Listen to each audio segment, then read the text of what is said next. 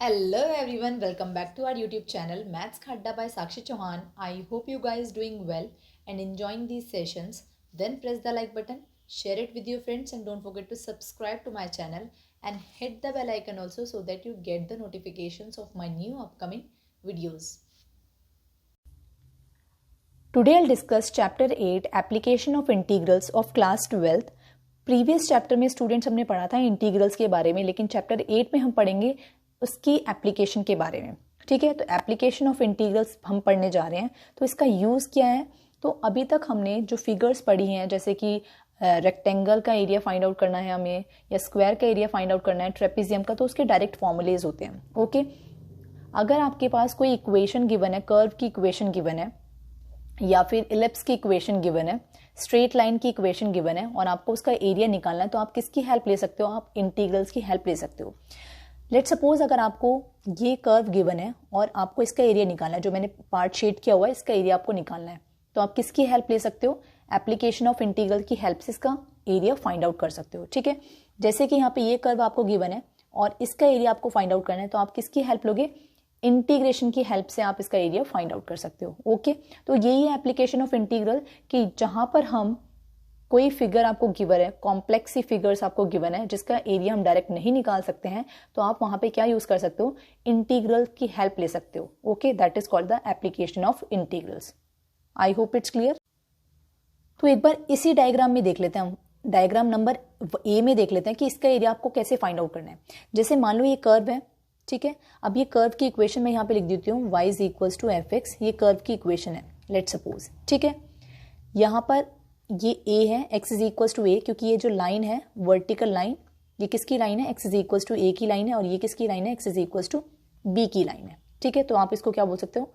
Vertical lines है। ये क्या है? वर्टिकल लाइन्स, जहां पर x is equal to a और x is equal to b आपको गिवन है।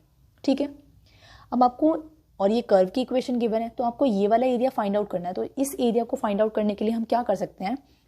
देखो, सबसे पहले हम क्या करते हैं, यहाँ पे एक स्ट्रिप बनाते हैं। ठीक है, अब इस स्ट्रिप बनाने का मतलब क्या होता है कि ये वाली जो डिस्टेंस है, ये छोटी डिस्टेंस है, और ये क्या है? एक्स एक्सिस, ये है वाई एक्सिस, तो ये क्या हो जाएगी? dx। ठीक है, और ये जो पूरी लेंथ है, ये वाली कितनी हो गई? y।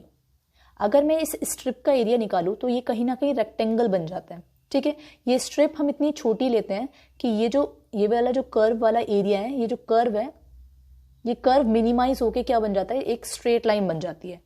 अब यहाँ पर भी स्ट्रेट लाइन और यहाँ पे एक्स एक्सिस पे भी स्ट्रेट लाइन है, तो ये क्या बन जाएगा? रेक्टेंगल बन जाएगा। और आप इसका एरिया कैसे निकाल सकते हो? एल इंटू बी, क्योंकि रेक्टेंगल के एरिया क्या होता है? L into B. यहाँ पे जो लेंथ है वो क्या हो गई? वाई, और जो ब्रेथ है वो कितनी हो गई? dx। ठीक है, अब आपको इसका एरिया मिल गया y इंटू डी एक्स, लेकिन आपको जो एरिया निकालना है वो यहां से यहां तक निकालना है, तो हम क्या लगाएंगे? इंटीग्रेशन लगाएंगे, लिमिट a टू b। ठीक है, तो a टू b से लेके आपको एरिया यहाँ पे पूरा मिल गया। y इंटू डी एक्स का मतलब क्या है? l into B. अब यहां से आप y की वैल्यू रख के, मतलब यहाँ पे जो y की value in terms of x यहां पर पुट करके इसका एरिया फाइंड आउट कर सकते हो। ठीक है, अब ये जो स्ट्रिप बनी है, ये तो इसका एरिया निकला है, ये वाला एरिया निकला है, लेकिन मैंने क्या किया है? a टू b का मतलब क्या है? a to b। अब यहाँ पे पूरा एरिया कवर अप हो चुका है। तो ऐसी बहुत सारी स्ट्रिप्स बनती हैं, यहाँ पे बहुत छोटी छोटी स्ट्रिप्स बनती हैं, जिनके एरिया को हम क्या कर देते हैं? ऐड ऑन कर देते हैं। तो लिमिट मैंने यहाँ पे लगा दी, x is equal to a to b। तो ये किसकी लिमिट है? ये एक्चुअल में x की लिमिट है, क्योंकि ये जो लाइन है ये x is equal to a की लाइन है, ये x is equal to b की लाइन है। तो देखो a टू b, इसको हटा देती हूँ, a टू बी में सारा एरिया कवर अप हो चुका है। y क्या है? लेंथ, और ब्रेथ, मतलब इसकी चौड़ाई कितनी है? dx। तो y इंटू डी एक्स, ये हो गया एरिया। और a टू b, यहाँ a टू b ये शो कर रहा है कि यहाँ से लेके यहाँ तक हमने सारा एरिया कवर अप कर लिया है। आई होप इट्स क्लियर। अब यहाँ पे सेकेंड डायग्राम पे आ जाते हैं हम। सेकेंड डायग्राम की बात आती है, तो सेकेंड डायग्राम में ये क्या है? एक्स एक्सिस है, ये वाई एक्सिस है। ठीक है, हम कोशिश करते हैं स्ट्रिप कहाँ पे बने, या तो एक्स एक्सिस पे जाके गिरे वो, या फिर वाई एक्सिस पे जाके गिरे। ठीक है, अगर मैं एक्स एक्सिस पे बनाऊंगी तो ये वाला एरिया तो हमें फाइंड आउट ही नहीं करना, तो मुझे स्ट्रिप कहाँ बनानी पड़ेगी?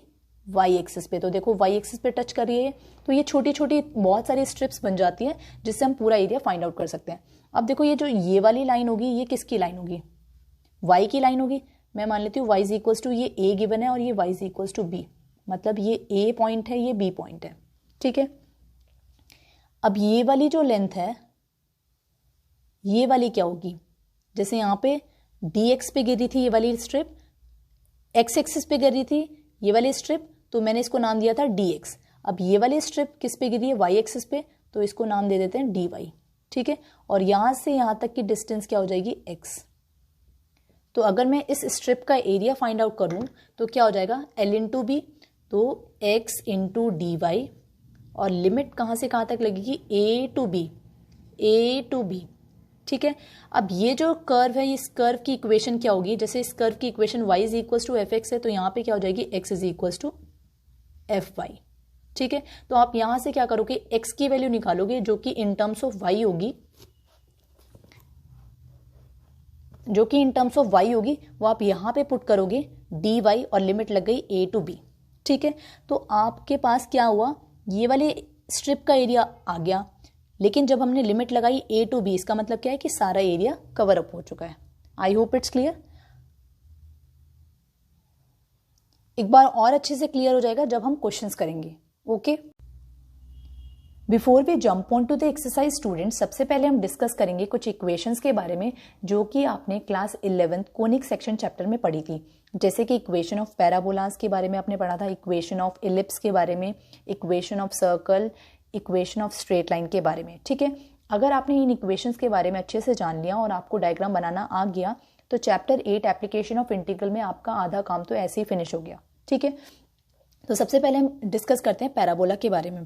तो first equation of parabola is y square is equals to 4ax, तो parabola is rightward direction, ठीक है। y square is equals to -4ax होगा, तो parabola is leftward direction. a, 0 and -a, 0 are the coordinates of the focus, ठीक है। ये किसके coordinates होते हैं, फोकस के कोऑर्डिनेट्स होते हैं। Third and fourth equation of parabola is x square is equals to 4ay, तो parabola is upward direction. x square is equal to -4ay होगा, तो पैराबोला इज डाउनवर्ड डायरेक्शन।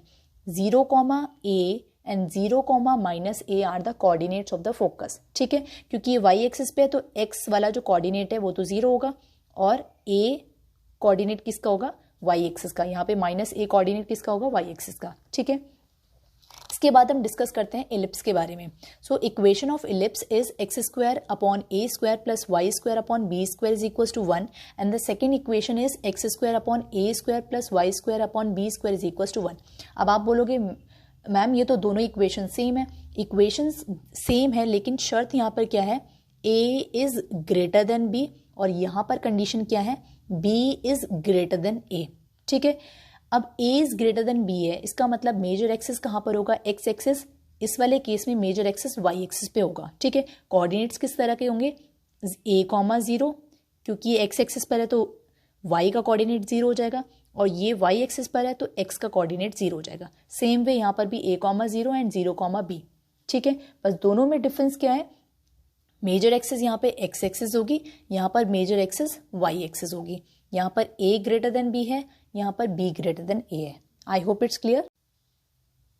अब हम डिस्कस करेंगे इक्वेशन ऑफ सर्कल के बारे में। Equation of circle is x minus h whole square plus y minus k whole square is equal to a square, जहां पर h और k are the centre of the circle and a is the radius of the circle, ठीक है। कैसे, मैं यहाँ पे एक सर्कल बना लेती हूँ। ये क्या है, x एक्सिस है, ये y एक्सिस है, तो ये वाला जो सेंटर होगा क्या होगा, 0, 0। इसका मतलब ये क्या है, h, k की वैल्यू है। ये डिस्टेंस मैं मान लेती हूँ, अगर ये 4 है तो यहाँ पे रेडियस क्या हो जाएगा, रेडियस मेरे पास क्या हो जाएगी 4, तो ये किसकी वैल्यू हो गई, a की वैल्यू, या फिर आप बोल सकते हो रेडियस की वैल्यू, ठीक है।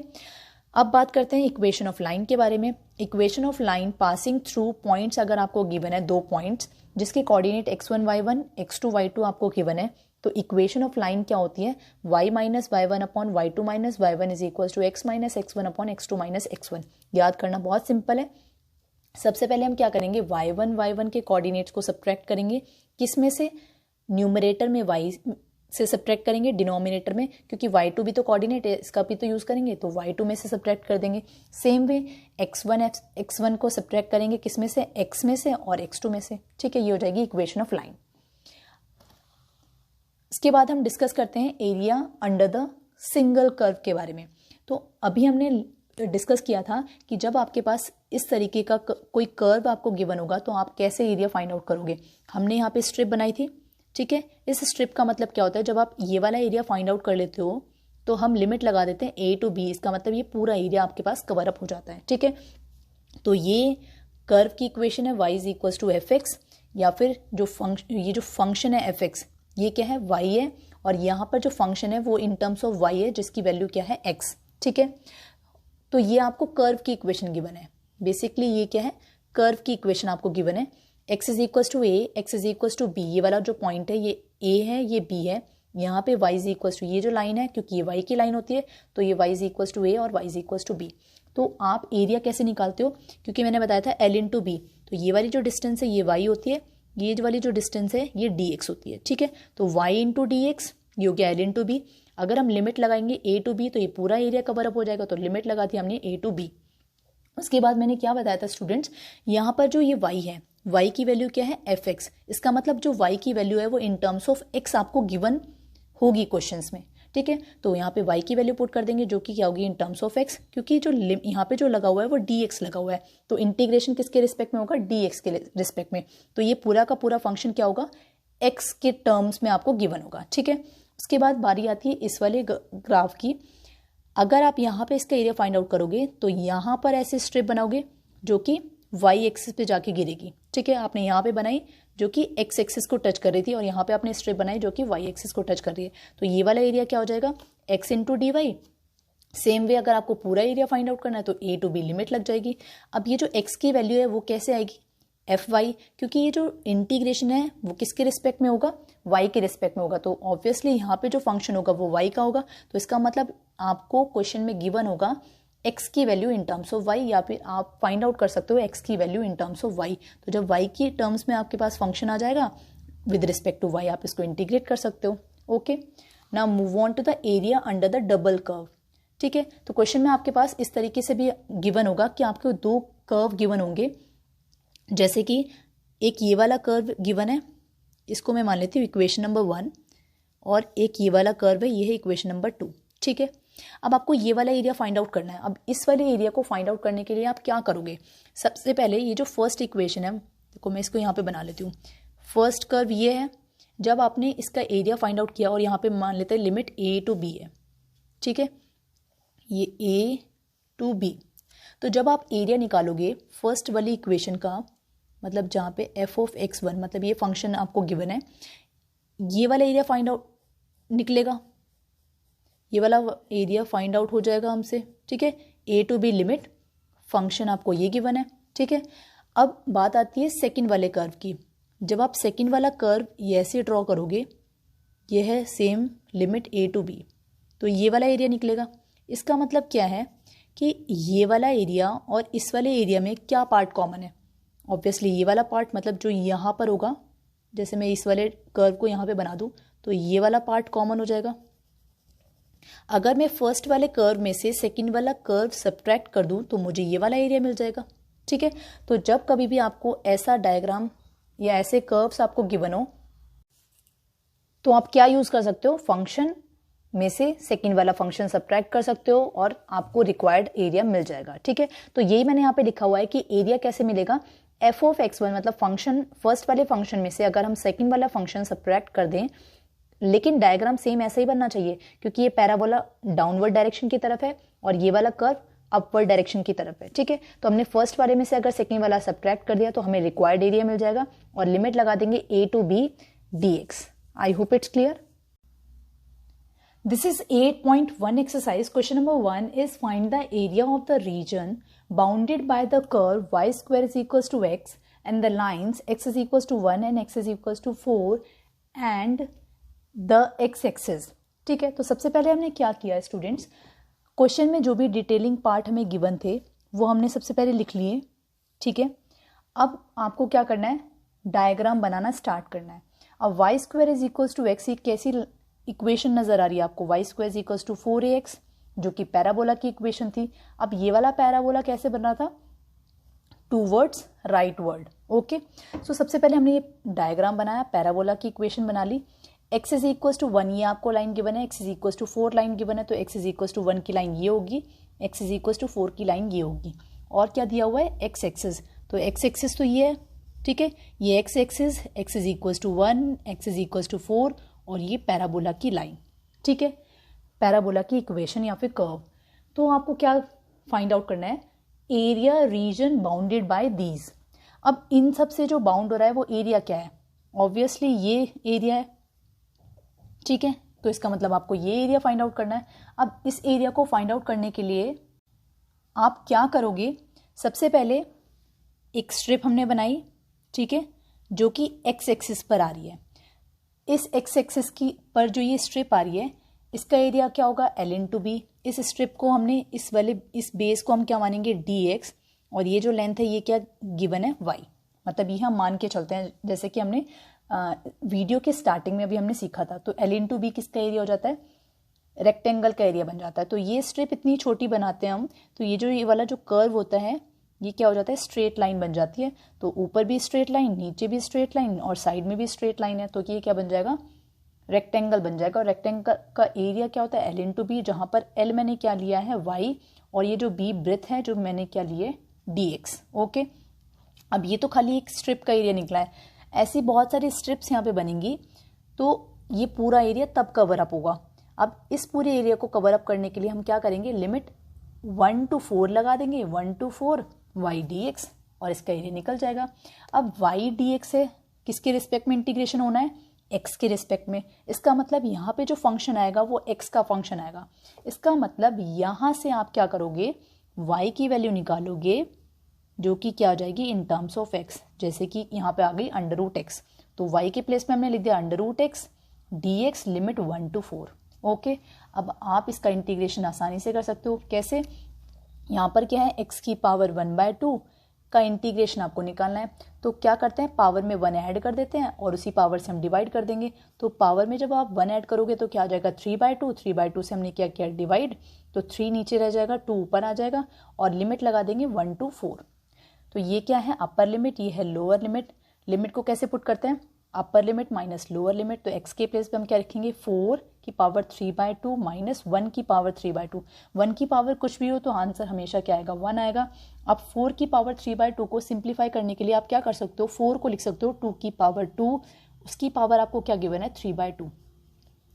क्या कोशिश करते हैं हम, जो भी डिनोमिनेटर मतलब जो पावर की क्यू फॉर्म है, क्योंकि ये p/q फॉर्म है, तो जो भी q होता है उसी की पावर बनाने की कोशिश करते हैं हम। तो ये 4 को हम लिख सकते हैं 2 की पावर 2, ये 2 से ये वाला 2 कैंसिल आउट हो जाएगा। 2 की पावर 3 का मतलब क्या है, 8, 8 minus 1 is 7, 7 into 2 is 14 divided by 13। So 14 divided by 13 square unit is the required answer. अब ये वाला जो एरिया है वो इस कर्व का एरिया है, क्योंकि एरिया हमेशा क्या होता है, स्क्वायर यूनिट में, तो हम यहाँ पर स्क्वायर यूनिट लिख देंगे। आई hope it's clear. Now move on to the question number 2. Find the area.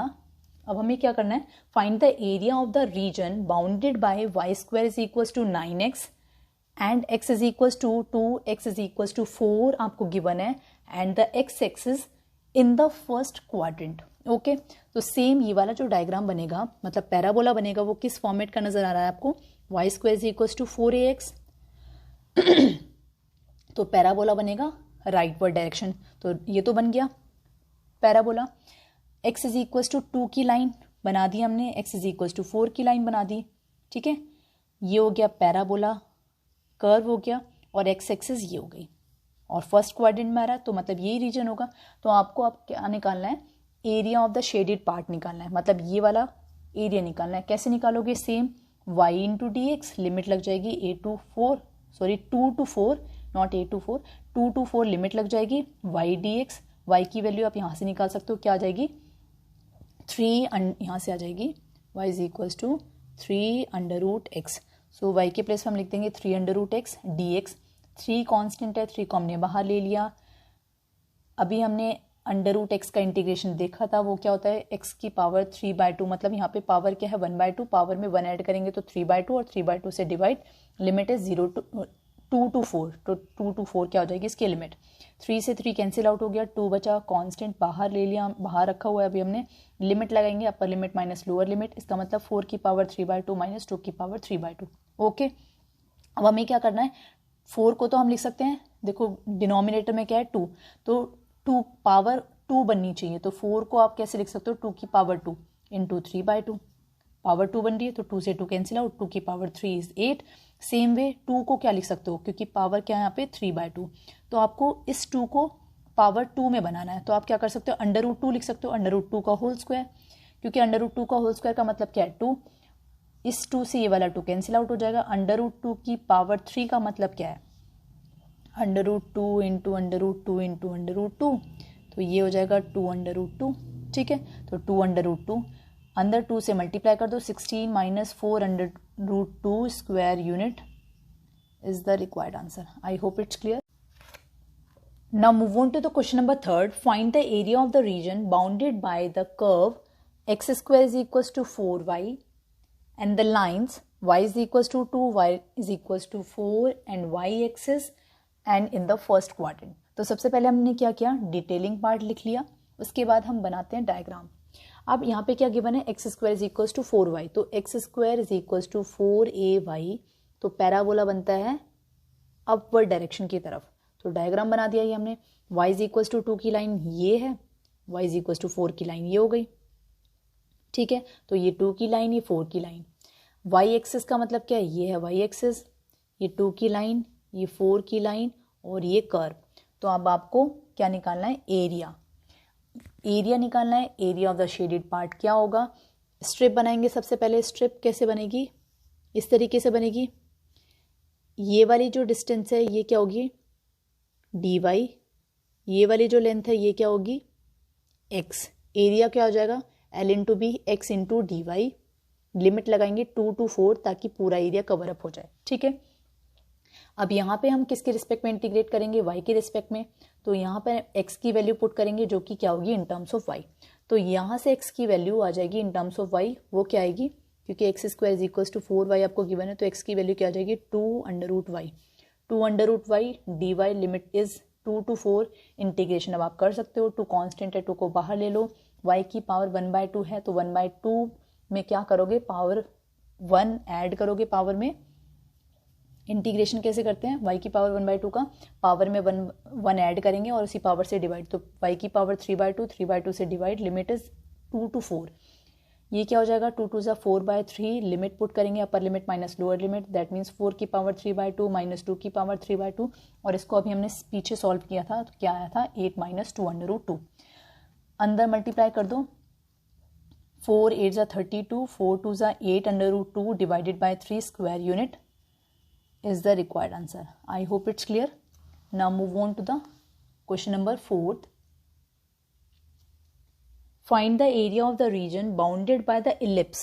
अब आपको ellipse की इक्वेशन गिवन है, x square is equals to 16, x square upon 16 plus y square upon 9 is equals to 1। Okay, अब यहाँ से standard equation से अगर हम इसको कंपेयर करें, x square upon a square plus y square upon b square is equals to 1 से, तो यहाँ पर ए की वैल्यू आपको क्या नजर आ रही है, सबसे पहले इसको स्क्वायरिंग में कर लो, तो आप क्या लिख सकते हो, 16 को 4 का स्क्वायर लिख सकते हो, 9 को क्या लिख सकते हो 3 का स्क्वायर लिख सकते हो, ठीक है। तो यहाँ से ए की वैल्यू क्या हो जाएगी 4 और बी की वैल्यू क्या हो जाएगी 3, प्लॉट करेंगे, क्योंकि यहाँ पे ए इज ग्रेटर देन बी नजर आ रहा है, मतलब 4 इज ग्रेटर देन 3 नजर आ रहा है, तो मेजर एक्सिस कहाँ पर होगी, एक्स एक्सिस पर होगी, तो पैराबोला ये बन गया। कोऑर्डिनेट क्या हो गया यहाँ पे a, 0, यहाँ पर क्या होगा 0, b, तो a की वैल्यू क्या है 4, तो 4, 0, b की वैल्यू क्या है 3, तो 0, 3, ठीक है। अब आपको एरिया निकालना है, area of the reason bounded by the ellipse, तो अब आपको इस पूरे का एरिया निकालना है, इस पूरे का, तो इस पूरे का एरिया निकालने के लिए हम क्या कर सकते हैं, क्योंकि देखो अगर आप इसका एरिया निकालो जो फर्स्ट क्वाड्रेंट में आपको गिवन है और 4 से मल्टीप्लाई कर दो तो सारा काम हो जाएगा, तो हम ये करते हैं सिमेट्री यूज कर लेते हैं, क्योंकि जो डायग्राम ये वाली y एक्सिस के इधर बना हुआ है सेम इधर भी बना हुआ है, सेम x एक्सिस के जितना ऊपर बना हुआ है इतना ही नीचे बना हुआ है, तो हम क्या करेंगे फर्स्ट क्वाड्रेंट का एरिया निकाल लेते हैं, 4 से मल्टीप्लाई कर देंगे तो हमारे पास रिक्वायर्ड एरिया आ जाएगा, ठीक है। तो सबसे पहले एरिया ऑफ इलिप्स कैसे निकालेंगे, 4 into area of the shaded part, क्योंकि 4 से मल्टीप्लाई करके और इस शेडेड पार्ट का एरिया निकालेंगे। इस शेडेड पार्ट का एरिया निकालने के लिए आप क्या कर सकते हो, आप एक्स एक्सिस पे भी स्ट्रिप रख सकते हो और वाई एक्सिस पे भी, दोनों में से किसी एक पर रख लो। ठीक है, मैंने क्या किया, एक्स एक्सिस पे स्ट्रिप रख ली, तो ये वाली जो डिस्टेंस है ये क्या हो जाएगी dx, और ये वाली क्या है y, तो एरिया क्या हो जाएगा y into D x. So y into D x, limit क्या लगाएंगे हम, यहाँ से यहाँ तक, मतलब 0 से 4 लिमिट लग जाएगी, 4 टाइम्स है तो इसलिए 4 से मल्टीप्लाई। अब हमें यहाँ पे क्या फाइंड आउट करना है, y की वैल्यू निकालनी है। ठीक है, आप इसको ऐसे भी याद रख सकते हो, अगर आप x एक्सिस के रिस्पेक्ट में एरिया निकाल रहे हो तो dx, तो यहाँ पे किसकी वैल्यू आएगी, y की, और वो y की वैल्यू क्या होगी, इन टर्म्स ऑफ x होगी।